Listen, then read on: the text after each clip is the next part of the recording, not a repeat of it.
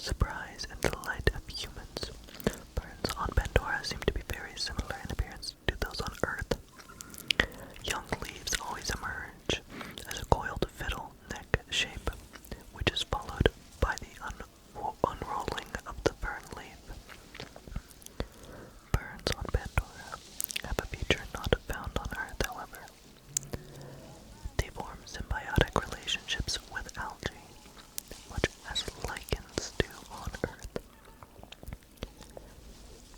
The fiddlehead contains high concentrations of the dark red algae that are highly toxic on Earth. A similar algae occurs in the oceans under certain conditions, forming what is known as red tide. Okay. At low concentrations, the algae causes temporary hallucinations, while at high concentrations it can be fatal when ingested. The Navi collect the fiddlehead to extract the red pigment for use in paints. During the process, they often absorb some of the algae into their bodies and enjoy a pleasant sensation of euphoria. However, they are careful to avoid ingesting large amounts. You see, I didn't know that. So you got acid burns. Sick. Alright, up next, I'm going to be talking about the puffball tree. A large tree with a large yellow blur. You know what? I've messed that up about 40 times now. You're gonna just have to live with that one right there. With large globular structures produced on ends of branches, absorbs toxic gases from the atmosphere and sodium from soil. I think I just got a Discord notification I have to cut out. Large balls occasionally explode from buildup of high concentrations of hydrogen gas and sodium hydroxide. Didn't need to phrase it like that, my friend. Anyway, important plant for detoxifying the atmosphere. When globular structures reach maximum capacity, they detach and float off into the atmosphere. Navi harvest leaves to extract salt for their diets to feed animals. The puffball tree is considered a keystone species on Pandora and often plays a critically important role in maintaining the stability of the environment. The globular balls produced at the tops of the trees and ends of the branches act as sponges, absorbing toxic gases from the atmosphere. This function is similar to that of the plant vacuole at the cellular level, which sequesters plant waste products and other molecules such as pigments and minerals.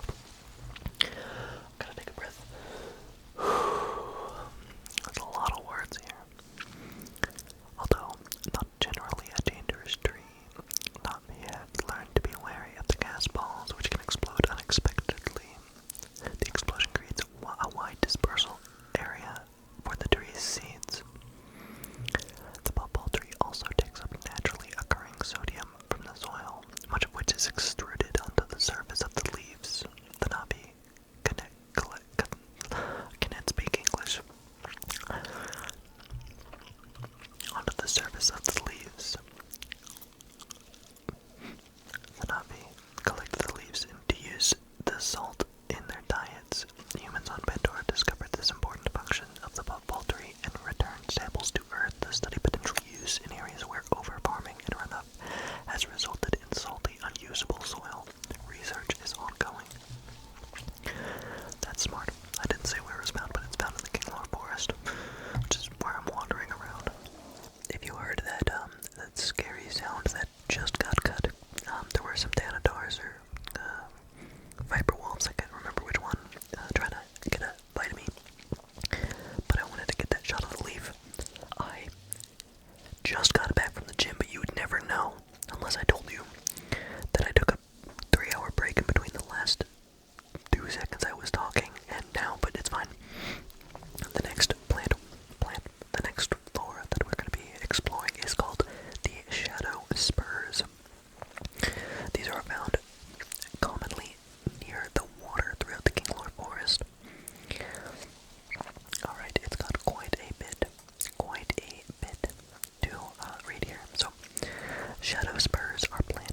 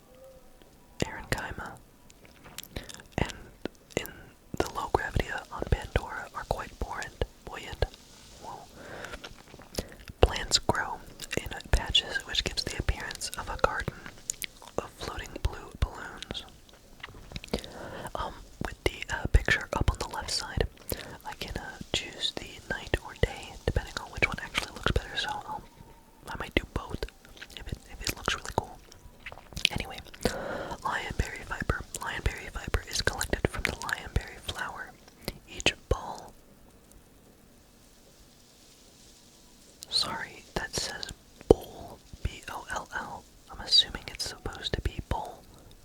I don't know. Each boll is composed of long and extremely light fibers, which the Navi squeeze together when gathering so the cotton does not blow away. If you did not notice the change in scenery, that is okay, but we are now in the clouded forest, which I do not have many flora entries on, and the ones I do have are quite short, so this is a bit of a speed run. And if we do have some more time, what I'll do is I'll get some of the ones that are like Tapifed pods or other things that are found everywhere. So, the bow fern. From a pronouncedly bowed central stem, thick rubbery fronds sprout from near the base to the top of its length. These fronds open to reveal delicate yellow flowers within. See, that's all that's written for that. Next is the rock orchid, which can be found in the boulderlands of the clouded forest, or by the northeast of the clouded forest by the ensnared lake. This one actually does have some stuff to it, never mind. It has a not-V name, which is L-A-K-W-L-L, which I'm not even going to attempt. It has a taxonomy, Saxum orchid. You know what? I'm not a botanist. My mom is. But that's not my thing. My thing is cars. Rock orchids are circular plants composed of layers of leaves which have a sturdy exterior and a soft fleshy interior. They are most often found amongst the rocky terrain, where the exterior of the leaves allows them to blend with the environment. I have straight up thought that they were rocks by walking by them before. Thanks to a degree of maneuverability with its leaves, rock orchids are able to enclose their vulnerable interior, forming a shell with the hard exterior of their leaves. This is an effective defense mechanism from predators in harsh weather conditions. The interior of their leaves is capable of metabolizing energy through photosynthesis. As a result, rock orchids can wait for the sun to be in the sky, then periodically unveil their vulnerable interior to nourish themselves. While the rock orchid is open, it further exposes a series of tendrils at its core, each containing seed pods which are carried away with the wind. Should a creature enter its close proximity while it is in its vulnerable state, rock orchids strategically avoid the temptation to retreat back into their shell state. This is because they don't want to draw attention to themselves, preferring instead to be mistaken for regular foliage. I'm sure they think about that a lot.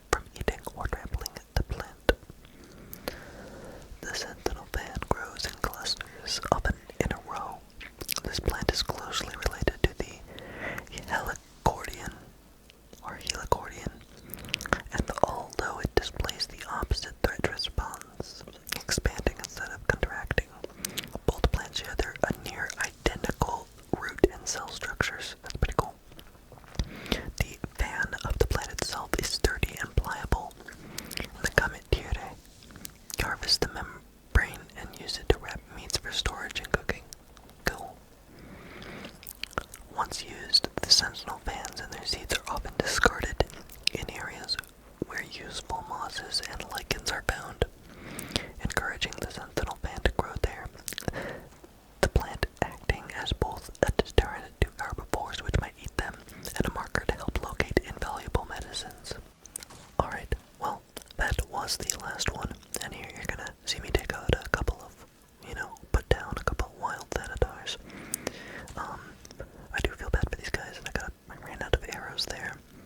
I did have a couple combat encounters, but they were kind of embarrassing given I turned off the entire HUD, the heads-up display.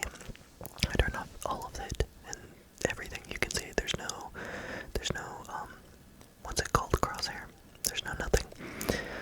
So, it was a little spooky, and I have the difficulty set on the highest one, because I'm him.